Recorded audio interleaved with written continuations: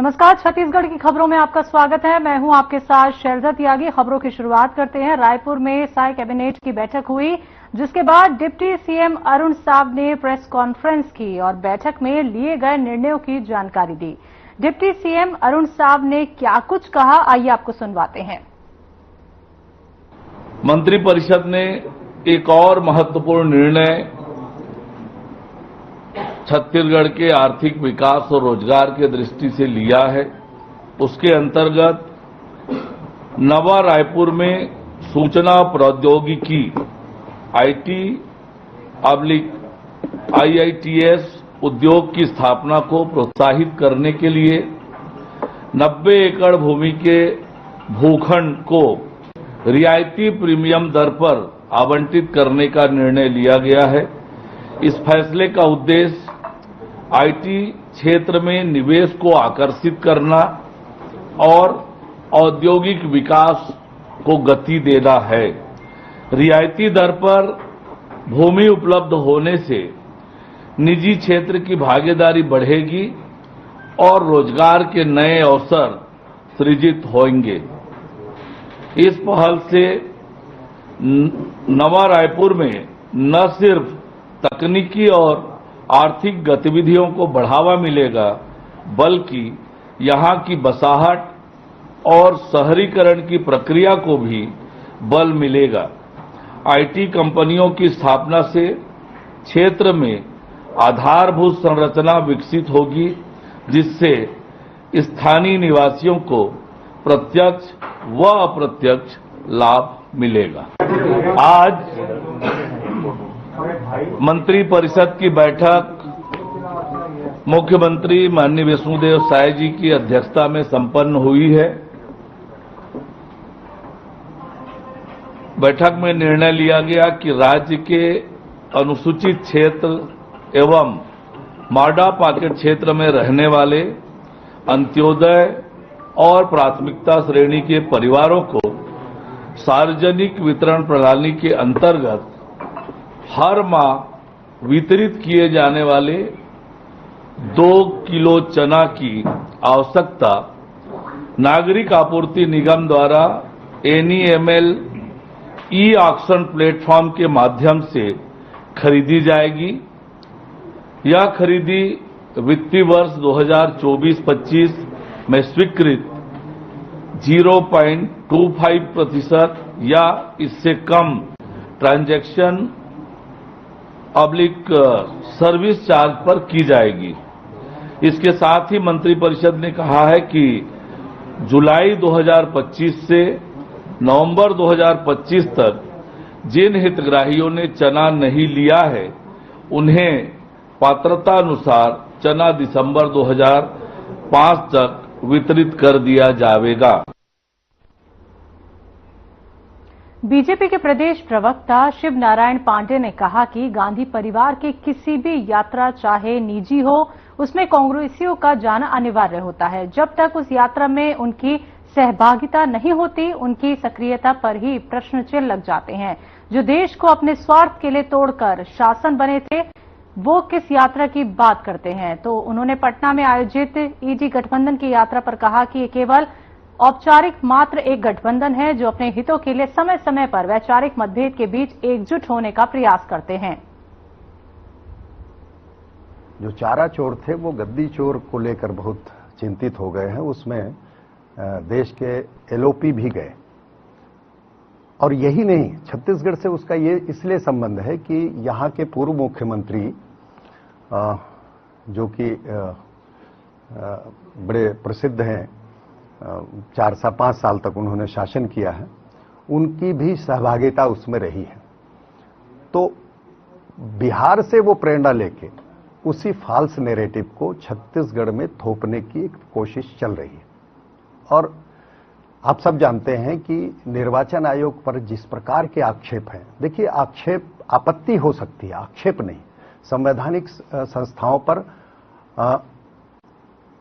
आरोप लगा सकते हो कि ये ठीक से नहीं कर रहा है या कर रहा है, जो भी आपका मंतव्य हो, लेकिन उसकी खुद के एग्जिस्टेंस पर सवाल खड़ा कर देना, उसकी वैधानिकता पर सवाल करना, ये बहुत बड़ा गंभीर संकट है। और ये छत्तीसगढ़ में भी इस प्रकार के नैरेटिव को, फॉल्स नैरेटिव को स्थापित करने की कोशिश की जाएगी। इनका प्रेरणा स्थल जो है, आप देखेंगे कि आमतौर पर पड़ोसी देश में ये होता है कि लोग जो है चुनाव को मानते नहीं, क्योंकि उस प्रकार की संस्था वहां पर। दुर्ग जिले की ग्राम पंचायत भटगांव में बाबा गुरु घासीदास जी के द्वितीय पुत्र शहीद बलिदानी राजा गुरु बालक दास जी की जयंती पर कार्यक्रम का आयोजन किया गया। जयंती कार्यक्रम में अहिवारा विधायक डुमन लाल कोसेवाड़ा के साथ पूर्व अध्यक्ष नगरपालिका अहिवारा नटवर ताम्रकार, दुर्ग जिला पंचायत सभापति जितेंद्र यादव, जेवरा मंडल अध्यक्ष घनश्याम साहू, रामजी निर्मलक, सरपंच पप्पू देशमुख सहित तमाम पदाधिकारी बड़ी संख्या में उपस्थित रहे। तो ग्रामीणों ने श्रद्धा और उत्साह के साथ जयंती समारोह मनाया और राजा गुरु बालक दास जी के आदेशों को जन जन तक पहुंचाने का संकल्प भी लिया। तो इस अवसर पर विधायक ने समाज को संबोधित करते हुए कहा कि बाबा गुरु घासीदास और राजा गुरु बालक दास जी ने हमेशा सत्य, अहिंसा और समानता का संदेश दिया है। हमें उनके बताए मार्ग पर चलकर समाज और राष्ट्र के विकास में योगदान देना चाहिए।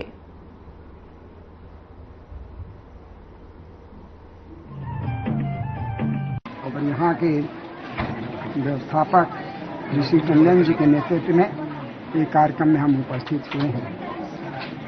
बालक दास गुरु जी एक ऐसा राजा रहे सतनामी समाज का और राजा के रूप में विराजमान रहे। उसका वेशभूषा से हमारी पहचान बनती है। राजा के रूप में सिक्का भी है, उनके हाथ में तलवार भी है। तो एक प्रकार से जब रावटी में निकलते थे हाथी में चढ़कर, तो जगह जगह उसका स्वागत होता था समाज के द्वारा और कई अन्य समाज भी प्रभावित होते थे। परंतु उस समय हमारा देश का एक प्रकार से अलगाव था मुस्लिम और अकबर का उस समय बोलबाला था। निश्चित तौर पर उन लोगों को बर्दाश्त नहीं हुई बाबा जी का कार्य और उसका हत्या कर दी गई। ऐसे ही बाबा का हम आज जयंती मना रहे हैं। साथ साथ आज भगवान कृष्ण भगवान की जन्मदिन है, जन्माष्टमी है। इस उपलक्ष्य में भी हम भगवान कृष्ण को प्रणाम करते हैं। और आज ही हमारे भारतीय जनता पार्टी के प्रधानमंत्री रहे, छत्तीसगढ़ के निर्माता आदरणीय हमारे अटल बिहारी वाजपेयी जी का पुण्यतिथि है। उनको मैं नमन करता हूँ और निश्चित तौर पर आज का दिन सभी के क्षेत्र में सभी लोगों के लिए प्रेरणा स्रोत है। और भटगांव की जनसंख्या के आधार पर यहाँ आजा हमारे सतनामी बाहुल क्षेत्र है और यहाँ पर जो मांगे हैं उस मांगों को मैंने कोशिश की है और पूरा करूँगा भी, क्योंकि जनप्रतिनिधि जो देता है उन्हीं से मांगते भी हैं। और निश्चित तौर पर अहिवारा विधानसभा में मुझे दूसरी बार सेवा करने का आशीर्वाद। आज के कार्यक्रम के बारे में बताइए, किस तरह कार्यक्रम है? आज हमारे ग्राम भटगांव में शहीद बलिदानी राजा गुरु बालक दास जी की जयंती मना रहे हैं। शहीद बलिदानी राजा गुरु बालक दास जी बाबा गुरु घासीदास जी के द्वितीय पुत्र हैं, जो छत्तीसगढ़ में राजा रहे और राजा रहते हुए समाज को सुसंगठित और आगे बढ़ाने का काम अड़गांव कमेटी बना के किया था। उसके स्वरूप आज सतनामी समाज के कई 365 गांव में लोग माल गुजार थे उस समय में, लेकिन तत्कालीन सामंतशाही द्वारा उनकी निर्मम हत्या इसलिए कर दी गई कि यहाँ कोई मानवता और मन के मन के एक समान की बात ना करे। आज हम सबको इसलिए याद कर रहे हैं, हम सबको उनको, हमारे गुरु जी को, आदरणीय गुरु बालक दास जी को, क्योंकि उनके बताए हुए मार्ग में ही चल के हम अपने छत्तीसगढ़ सतनामी समाज और मानव समाज की सेवा करके इस राज्य को खुश कर सकते हैं, समृद्ध कर सकते हैं, समृद्धशाली बना सकते हैं। तो कार्यक्रम के आयोजन के पीछे हमें सभी लोगों को जोड़ना है जाति तोड़ो समाज जोड़ो, ये कार्यक्रम का मूल उद्देश्य है। आप लोगों ने क्या मांगे रखी और क्या उन्होंने आश्वासन? विधायक जी हमारे बीच मुख्य अतिथि के रूप में आए थे। हम लोगों की मांग थी कि एक कला मंच बड़ा सा हो जाए, सांस्कृतिक कला मंच कार्यक्रम करने में दिक्कत होती है, और एक सामुदायिक बड़ा भवन जिसमें हमारे ग्राम बड़गांव में विभिन्न समाज रहते हैं, शादी बरबियाह और सुख दुख के काम में वो काम है। हमारी यही मांग थी और विधायक जी ने हमारी उस मांग को पूरा किया। परिचय? मेरा नाम ऋषि टंडन है। मैं सतनामी समाज ग्राम भटगांव का एक सामान्य कार्यकर्ता हूँ।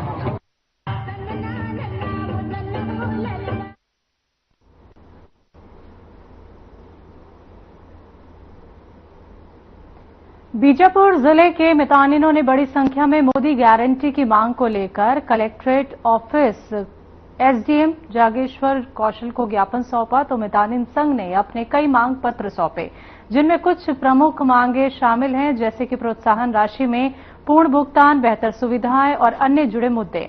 मितानिनों की अपनी समस्याओं के समाधान के लिए लगातार आंदोलन कर रहे हैं और इस आंदोलन में मितानिनों ने सरकार से अपने अधिकारों के प्रति सम्मान मांगा है। तो मितानिनों का कहना है कि अगर उनकी मांगे सरकार पूरी नहीं करती है तो आने वाले दिनों में अनिश्चितकालीन हड़ताल करेंगे।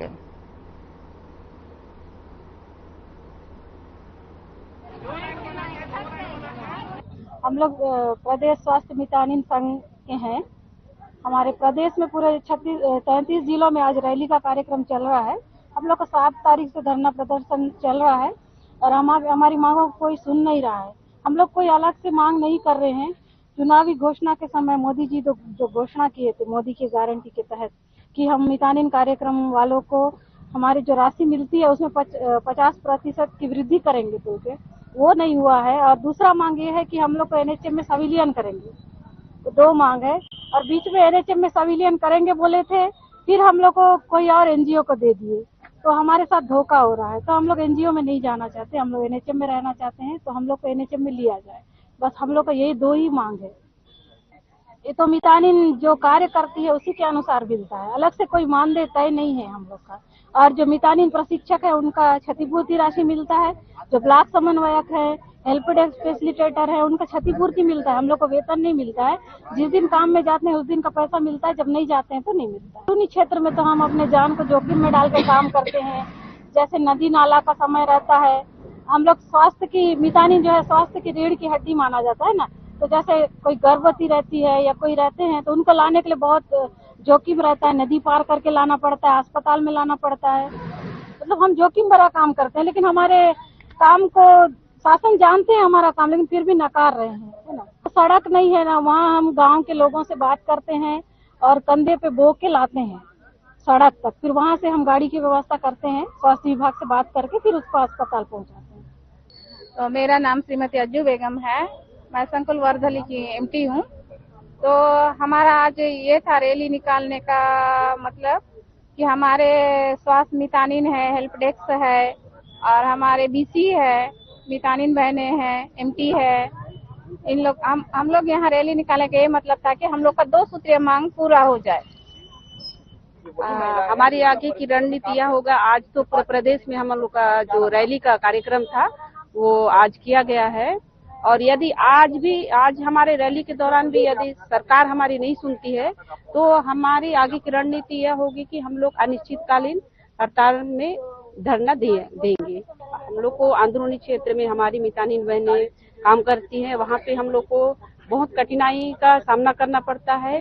कहीं कहीं इतना दूर पैदल यात्रा करना पड़ता है, सुविधा तो हमारे पास नहीं होती है। फिर भी हम गर्भवती माता या फिर छोटे शिशुवती माता, उनके तक के नवजात बच्चों तक के हम किसी भी तरह वहां तक के पहुंचकर उनको मतलब अस्पताल तक के लाने का जोखिम लेते हैं। कहीं कहीं डिलीवरी होना रहता है, दर्द के दौरान गाड़ी तो मतलब तत्काल नहीं पहुंचती है, तो गांव वालों के साथ हमारी मितानिन बहनें हम लोग कांधे में बो करके अस्पताल तक पहुंचाते हैं, जिससे मितानिन को बहुत सारी कठिनाइयां होती है।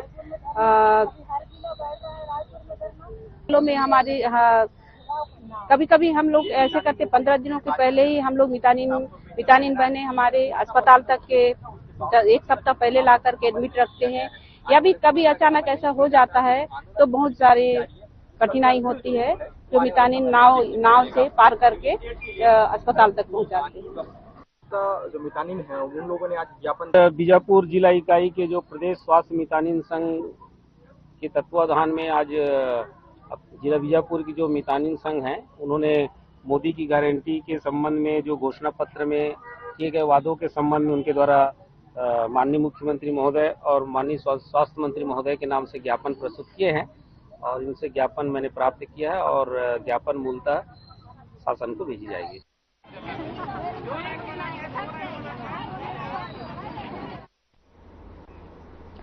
छत्तीसगढ़ की खबरों में वक्त एक छोटे से ब्रेक का, जल्द हाजिर होंगे।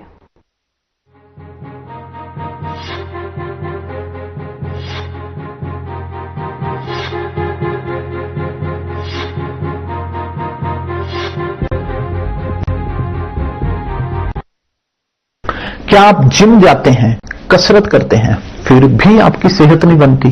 काजू बादाम किशमिश मेवे प्रोटीन के डिब्बे खाते हैं फिर भी कुछ असर नहीं होता, तो इसका मतलब है आपका पाचन तंत्र खराब है। और जब तक के पाचन तंत्र दुरुस्त नहीं होगा, आप जितना मर्जी अच्छे से अच्छा खा लो, आपकी सेहत नहीं बन सकती। इसलिए हमारी संस्था सन्यासी आयुर्वेदा ने एक ऐसी दवा का निर्माण किया है जो कि आपके लिवर, आपके पाचन तंत्र को दुरुस्त करने का काम करती है, ताकि आप जो भी खाएं उसका पूरे का पूरा निचोड़ आपके शरीर को लगे, आपकी भूख बढ़े, खाया पिया सही से लगे, नया खून बने, हड्डियों में जान आए, वजन बढ़े और आप मोटे तगड़े खूबसूरत पर्सनैलिटी के मालिक बन जाएं। सिर्फ 699 रुपए की पूरे 1 महीने की दवा होती है और आप इसे घर बैठे 011-45454545 पर फोन करके दवा मंगवा सकते हैं।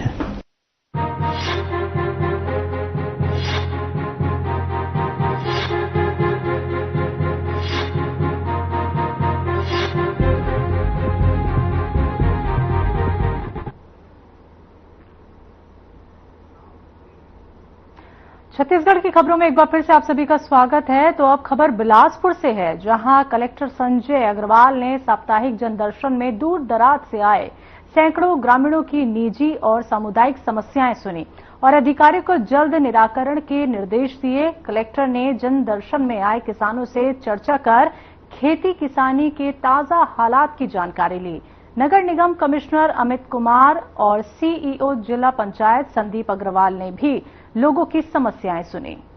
तो साप्ताहिक जनदर्शन में जनपद पंचायत तखतपुर के ग्राम सलाहकार और सरपंच ग्रामीणों ने नहर की साफ सफाई और मरम्मत किए जाने की मांग की। वहीं ग्रामीणों ने बताया कि नहर की मरम्मत और साफ सफाई की आवश्यकता है।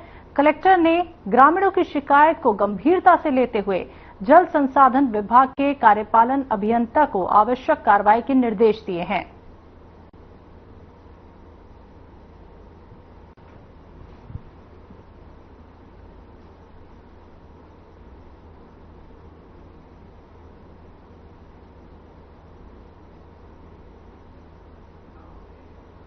राजनांदगांव में ट्रैक्टर सब्सिडी दिलाने के नाम पर 11 किसानों के साथ धोखाधड़ी का मामला सामने आया है। पीड़ित किसानों का आरोप है कि त्रिलोक उर्फ मोनू यादव नाम के शख्स ने उन्हें एक ऐसे शख्स से मिलवाया जिसे पहले ट्रैक्टर सब्सिडी मिली थी और भरोसा दिलाए कि वो भी उन्हें सरकारी योजनाओं के तहत ट्रैक्टर दिलाएगा, जिसके बाद हर किसान से सरकारी कागज बनवाने के नाम पर 10-10 हजार रुपए लिए गए और 1,40,000 रुपए ट्रैक्टर के नाम पर लिए गए। लेकिन जब किसान ट्रैक्टर शोरूम पहुंचे तो उन्हें पता चला कि उनके नाम से कोई भी सरकारी सब्सिडी कागजात नहीं बने हैं। इसके बाद जब त्रिलोक से संपर्क किया गया तो वो बहाने बनाने लगा और फिर पैसे लौटाने से साफ मना कर दिया। हालांकि जब पीड़ित किसान थाने पहुंचे तो सबूत न होने के कारण पुलिस ने कार्रवाई नहीं की।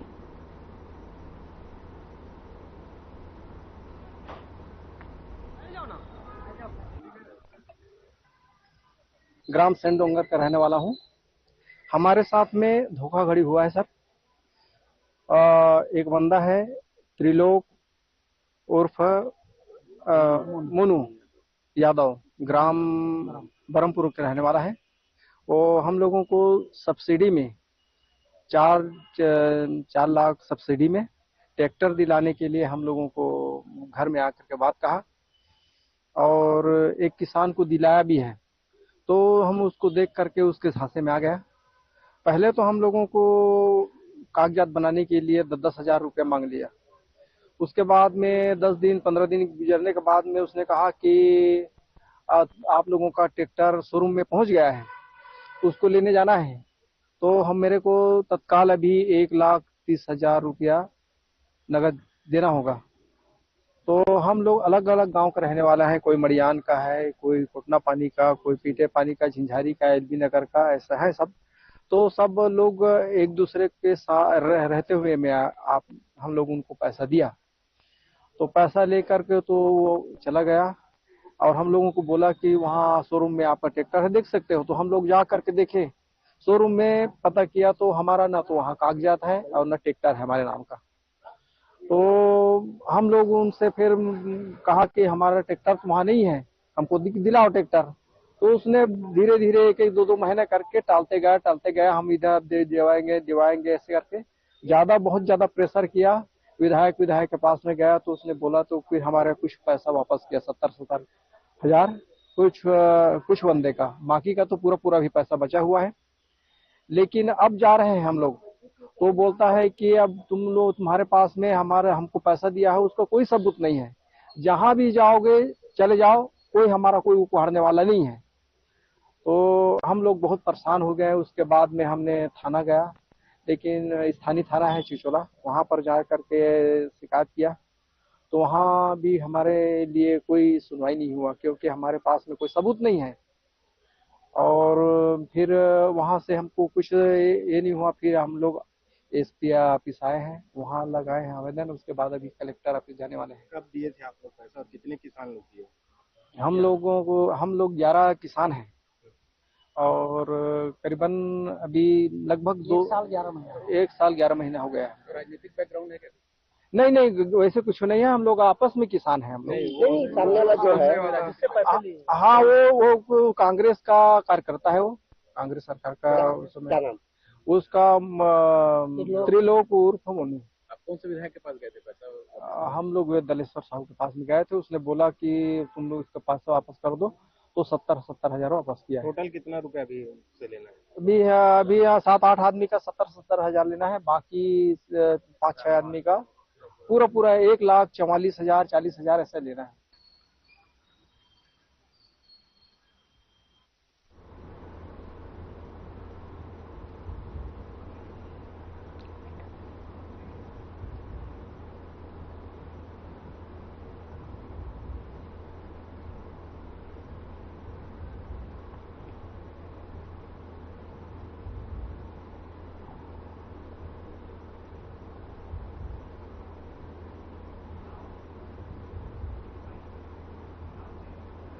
तो छत्तीसगढ़ की खबरों में फिलहाल इतना ही। अब मुझे दीजिए इजाजत। नमस्कार।